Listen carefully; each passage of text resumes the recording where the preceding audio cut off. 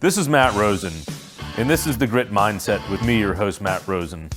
The mission of The Grit Mindset is to inspire and empower our listeners by delving deep into the journeys of those who have faced significant challenges and emerged stronger.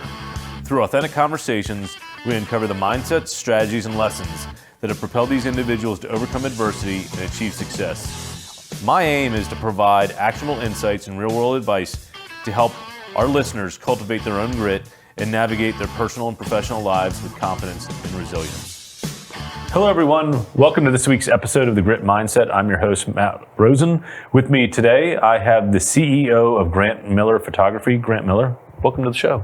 Thanks for having me. It's an honor to be here. Yeah, thanks for coming on. We got a mutual friend in West Keys. He was episode number 7, so glad he introduced us, so you're able to come on and share your story. Absolutely. Well, thanks for having me. Yeah, so tell me a little bit about Grant Miller Photography and what you do. Yeah, so we are a photo and video agency. We started, we're based here in Dallas, started back in 2010. I started my photography career in the White House, actually. And, very cool. Was working in the Bush administration. So I worked for President Bush on his photography team.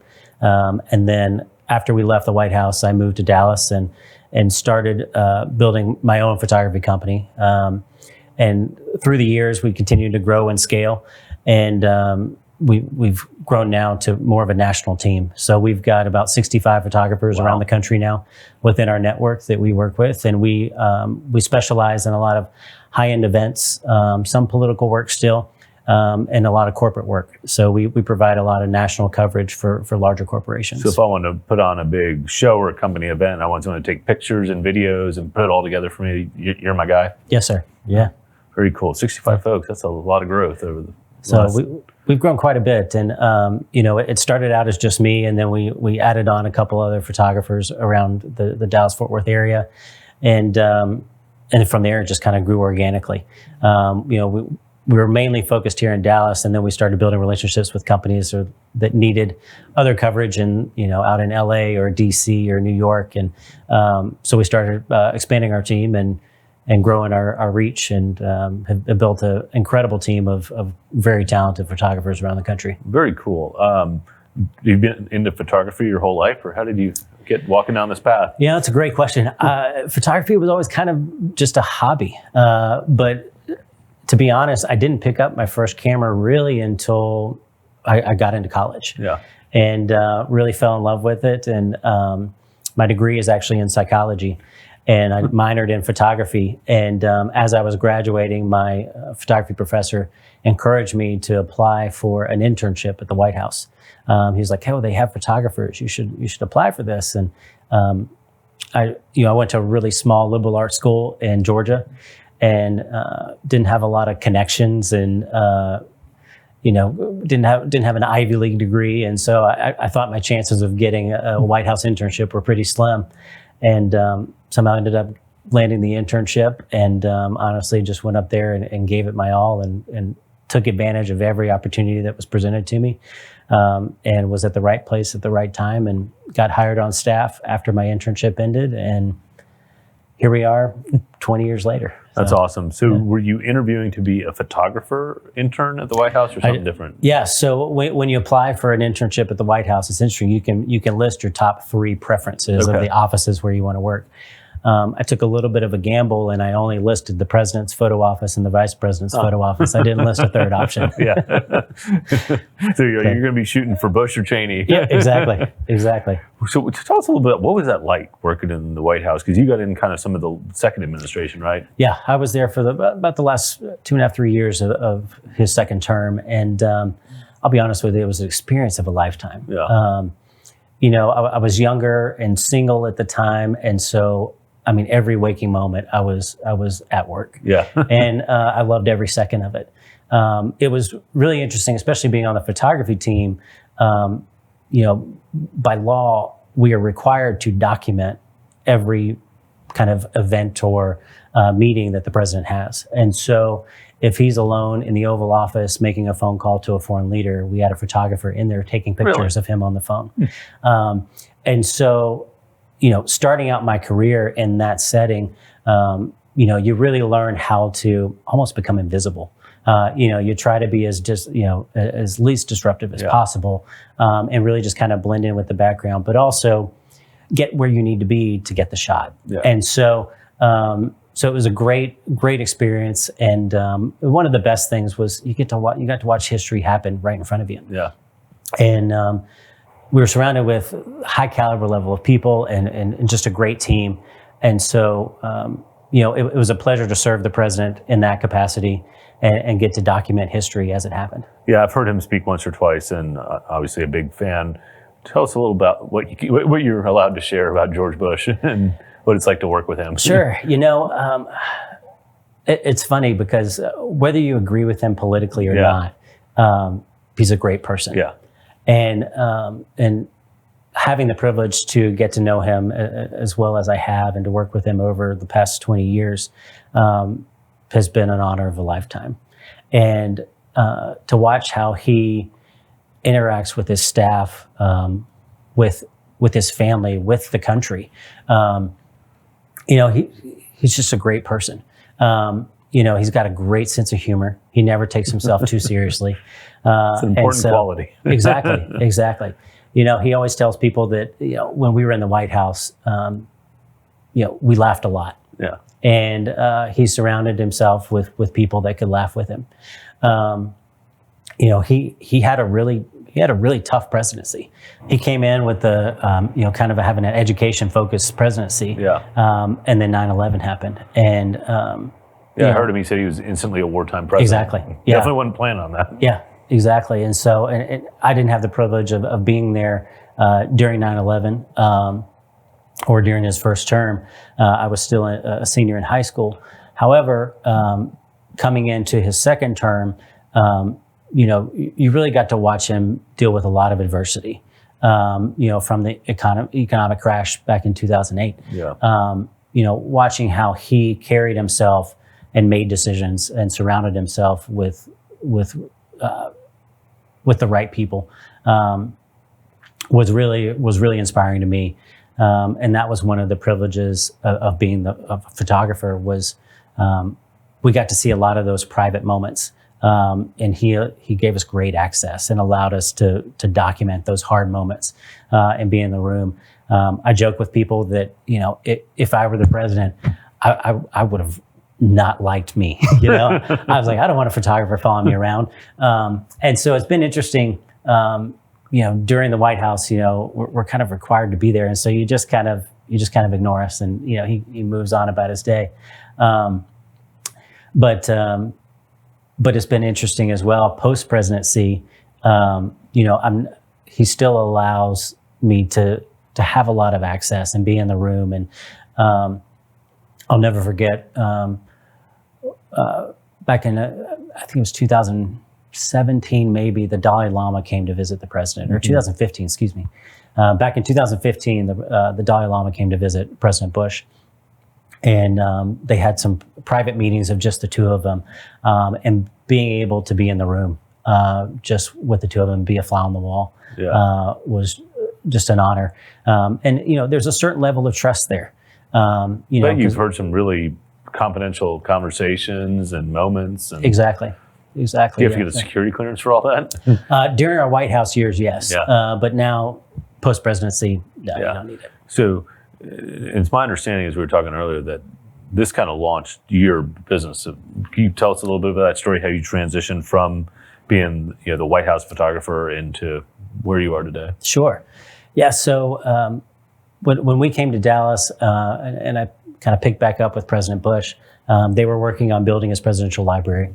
And so we were doing a lot of events, a lot of fundraising and stuff to get that off the ground. But he was also doing a lot of speeches. And so a lot of larger companies would bring him in to come speak to their staff or at an event or whatever. And they were kind enough to recommend me to come in and be the photographer for those events. And through that, I was able to build relationships with these larger companies. The first event went well, and they're like, "Oh, well, we've got another event coming up. Would you mind coming back and helping us with this?" And so through that, honestly, that was kind of how my business started to grow. So it was just you to begin with? It was just me, yeah. And I I started getting double booked. I had to start telling people no. And I was just like, I really don't want to tell clients no, that we can't cover it. How can I make this work? And so one of my dear friends, Brad Newton, who was a photographer that I met at church, and I talked to him and I said, I've got some events. Could you help me cover them? And it was great. He was like, absolutely. And he still shoots for us today and is one of our main photographers for the past, 16, 17 years. And so he's been a great friend. And he was actually the photographer for the Texas Rangers baseball team for about 30 years. Okay. And so he actually knew President Bush from his baseball days. And so bringing Brad in was a perfect fit. And through that, we were able to scale, and we started meeting and building a network of photographers. And here we are, 15, 16 years later. And now we've got a team of about 65 photographers. That's amazing. What would you say has been the most challenging or unexpected part of building this business? Because you said you had a psychology undergrad, intern at the White House. So I imagine there's a lot of learning on the fly, but maybe take us through, some times that, tested your will, if you would. Yeah, absolutely. It's been an interesting journey. When I grew up in Georgia, and I had, a pretty typical childhood. I had a great family of one of 4 boys, and so never a dull moment in our house growing up. But long story short, I was born very premature. I was born at 24 weeks. Wow. At my lowest weight, I was just shy of 2 pounds. And so it was a very slim chance of me surviving. You have an OB wife, that's like the line. It's 24. Anything below that, you're probably not going to make it. And that was 42 years ago. And so technology's come a long way. Yeah. But yeah, so I had, everything in the world wrong with me. Had a bunch of surgeries, just a bunch of operations. And through that, I had a open heart surgery and received a blood transfusion during that surgery. And this was back in the day before they started testing. So long story short, jump forward 15 years. When I was 15 years old, my pediatrician out of the blue recommended saying, hey, I know you had these blood transfusions. Let's test you for some of these diseases. And shockingly enough, I was diagnosed with hepatitis C when I was 15. And going to the doctors, and they looked at us and told us, honestly, we don't really know how to treat you. We're going to guess, and we're going to try this stuff. We haven't really treated anybody your age with this. And so that was a hard time. I was going through high school and got on some really strong medications that made me feel really sick all the time. And but it was also one of those things where we tried not to talk about it too much. So I had to fake it that I was okay, and not a lot of people knew I was even sick. And those are tough years to begin with. Exactly. Yeah. I mean, even if you're healthy. Yes. Yeah. So we had to have a conversation with the school and just say, hey, look, like, he's going through this.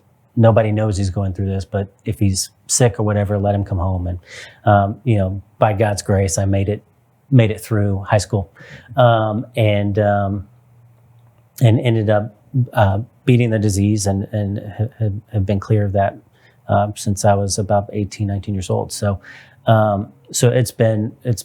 that's shown me a lot, that kind of leading up to going in, working at the White House, that I can do hard things, and anything that you do, you can put your mind to it. And,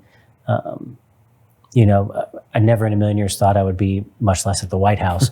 And now here I am, surrounding myself with incredibly talented photographers, but also some very high net worth individuals, very powerful people, politicians, former presidents, and being able to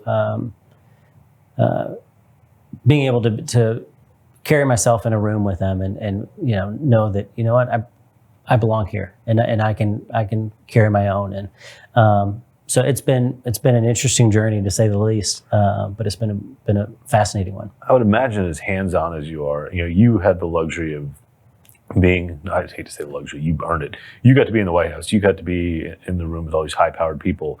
So that wasn't new for you. But as you had to hire on now 65 people, how do you make sure they carry themselves with the same gravitas and presence that you have? Yeah, that's honestly been one of our biggest struggles in scaling our business, was how do I replicate myself? Yeah. Because people would hire us, and they would most of the time expect me to be there. And so now your name's on the door. We've grown past that. And, I've got a great team surrounding me, and they've really helped our business scale and grow. But it's really just trying to coach somebody, not so much how to take the photo. It's how do you act in certain situations. What to do when you're in a room with a former president or, a high wealth, high powered individual or CEO or whatever. I'm curious, what do you tell them? Are there any words of coaching? Because I imagine there's people listening here how would I present myself? Would love to learn. Yeah. My biggest advice that I tell our team is the same thing that I did in the White House was, try to be as least disruptive as possible. I know you've got to get in there and get the shot that you need, but you also need to be in the right spot. So you really need to learn how to read people and anticipate what their next move is. One thing that I watch with President Bush is, okay, he's talking to this person. Where do I think he's going to go next? Is he going to go talk to this person over here or that person over there? And then I'll arrange myself accordingly, saying, okay, I want to make sure I've got this angle to get, the without handshake bumping into people on the way. Exactly. And so it's really just kind of walking that thin line of being in the right spot, but not being in the way. Yeah. But yeah, so as I'm talking with my team and talking to them about, who they're going to be photographing or whoever it is, whether it's a former president or a CEO, I remind them that they are people too. Yeah. So any scary moments as you were building the business? Obviously, you knew a couple of the first people you hired. Sounds like you got a good method for coaching people and getting them ready to be in these high pressure situations with really important people. But as you were scaling and growing, any really scary moments you could share or difficult circumstances you had to overcome? Yeah. I'll be honest with you. Last year was one of our toughest years in business. Yeah.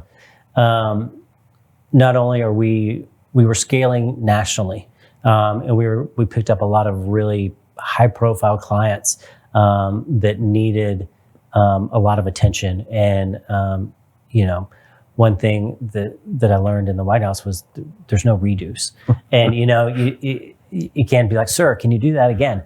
So you kind of have to make sure that you get the shot when the opportunity presents itself. And so, as we started to scale nationally, I would send photographers out to go cover these events, and I would not be anywhere in sight.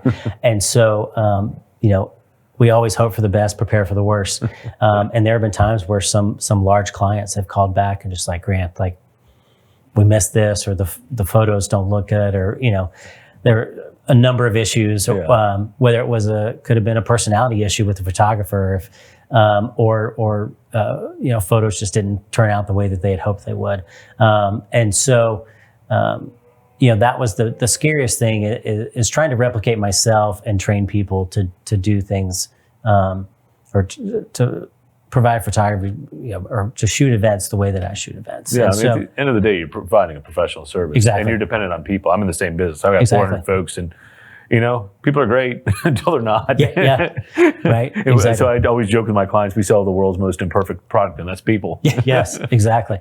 And so, but one thing that we've learned is, with a lot of our clients is if we make, mistakes are going to happen. Yeah. And it's not always going to go perfectly. Yeah. But I've learned that if you address it head on, you apologize for any mistakes, and you do everything you can to handle it and make it right, there's not much more you can do. And 9 times out of 10, they're like, you know what, I understand, Yeah. And so, so that's been a big challenge. Another challenge that we had this past year was we were really starting to scale. And I brought on an operations manager who had actually previously was a client. I'd worked with him at large defense contractor, and they had been a big client for many years, and he had ended up moving on and with some mergers. But he called and he says, Grant, he said, I've been watching your business and I love what you're doing. And I want to be a part of it. I want to help you. And I was just like, wow. I was like, that's incredible. That means a lot. I mean, especially coming from him. He was managing a team of 80 photographers, inside a very large company. And he came on board, and I was leaning onto him for so much. And tragically, he passed away suddenly due to a heart attack. And so we were in the middle of scaling, and I'll never forget the last conversation I had with him. We had a big meeting on a Friday afternoon, kind of planning out the rest of our year and what direction we're going to take the business in. And we were walking to the car in the parking lot, and I told him, I said, Paul, I've never been this excited about my business. And I was on cloud nine. And then not even 48 hours later, his wife called and said that they were out to lunch, and sadly passed away from a heart attack. Gosh. And so I'm sorry to hear that. That's awful. It was a blow. Not just professionally, but personally. You become almost a mentor, he had become a mentor, and it was a huge part of our growth and business, and so that really, honestly, took a lot of wind out of my sails. Yeah, I bet. But talking about grit, you got to keep going. Yeah. And I almost felt guilty continuing on, because I was like, okay, what was he working on? How do we continue on and continue to grow? I felt guilty going on without him. However, I know that's what he would wanted, and I know that he's proud of the growth we've had since he's been gone. But now I just want to make him proud. Yeah. Well, sounds like you're honoring him. What did you tell yourself and your team when that happened? That's a great question. It was so sudden and unexpected. I mean, I think he just turned 59 years old, so he was still young. Really young guy. And he had a lot of life left. And we had some big plans, and I told the team, I said, look, guys, this is a big loss. I don't know how we're going to get through it, but we will. Yeah. And we're going to keep going. We've got a good plan in place. We've got a great team.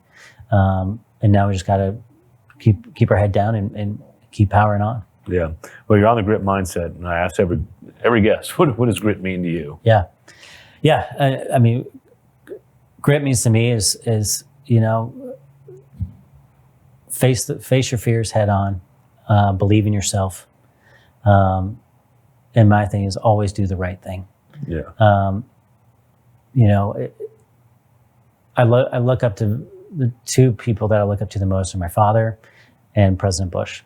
And my father was an entrepreneur. We got to talk about him a little bit. We haven't touched on that yet. Yeah, my father was an entrepreneur, and I watched him build businesses since I was little, and had a lot of successes, had some failures, and watching how he carried himself and how he handled the hard times and the good times really impacted me in my life and how I run my business.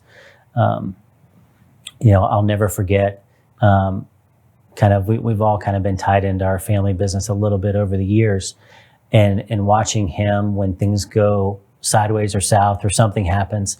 One thing that I've implemented into my business is that no matter what, take care of the customer, even if it hurts the business. Yeah. And I've watched him make some hard decisions and take some losses just to take care of the customer. And we always try to do that at our team as well. And so that's one thing I've learned from him. And also he's great to call when I need advice. Of just like, hey, Dad, I had a long conversation with him the other night of like, especially when Paul passed away. I was just like, I'm thinking about going in this direction. What are your thoughts? And he'll give his 2 cents. And another thing that I want to touch on with my dad is all of my brothers are all in business together, and they're all in business with my dad. And I'll never forget calling my dad and having the hard conversation of saying, hey, Dad, I think I'm going to pursue photography full time. I'm going to try to try to do something with this. And there was never any pressure, never any expectation for me to follow in the family business. And what's that? They make custom carpet for the hotel industry. Gotcha. And they do a great job of it. And I've worked in the business throughout, here and there for years, but to be able to have that freedom and the support of my family and my parents, and to be able to say, hey, Dad, I'm going to try something different. Yeah. And he could not have been more supportive. That's awesome. Well, It sounds like between him and President Bush, you had some awesome mentors. Yeah, absolutely. Absolutely.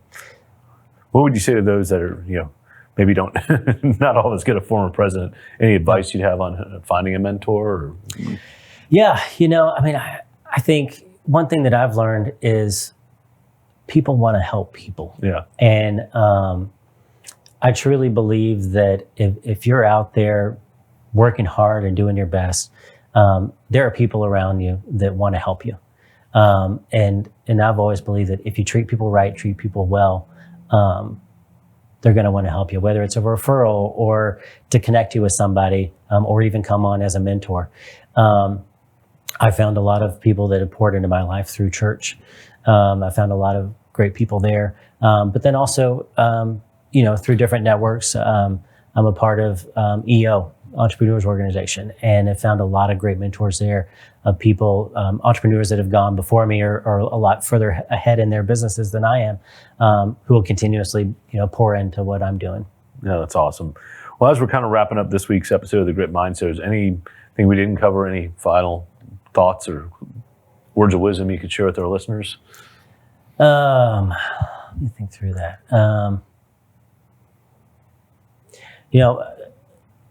I would say a final thought is just go for it. Whether or not you can do it or not, go for it. I'll give you an example. One, I took a shot and ended up as an intern at the White House. Never in a million years did I think I would get there. And through that was kind of a launching point for my career. And again, networking. I met so many people at the White House that my business would not be where it is today without them. But back in 2019, I got an email out of nowhere from somebody that was looking for a conference photographer. And I didn't know what I was getting into, but it was the world's largest energy conference down in Houston. And Brad had just started shooting with me, and I called him and I was just like, I don't know how we're going to pull this off, but if I land this job, we're going to have some work to do. Yeah. And so we got the job, and we had to put together a team of 15 photographers. I didn't know 15 photographers. And so, talking about grit, I was just like, I'm not sure how I'm going to figure it out, but I'll figure out how to make it work. And we just last week wrapped our 6th year covering this big offshore technology conference. Yes, the big conference down in Houston. And this past year, we had 38 photographers and editors down there. Wow. And so, because we took a chance and kind of took a leap of faith back in 2019, it's been a huge growth opportunity for our business. Well, that's awesome. Did that always jokingly say, don't let sales get in the way of delivery. Exactly. Get the work, we'll figure it out. Exactly. Yes. Well, very cool. Well, Grant, thanks very much for coming on the show and sharing your story. This was great having you on, and for all the listeners out there, hopefully, you get some words of wisdom or inspiration from Grant's story. So until next week's episode of The Grit Mindset, this is your host, Matt Rosen, signing off. Stay gritty out there.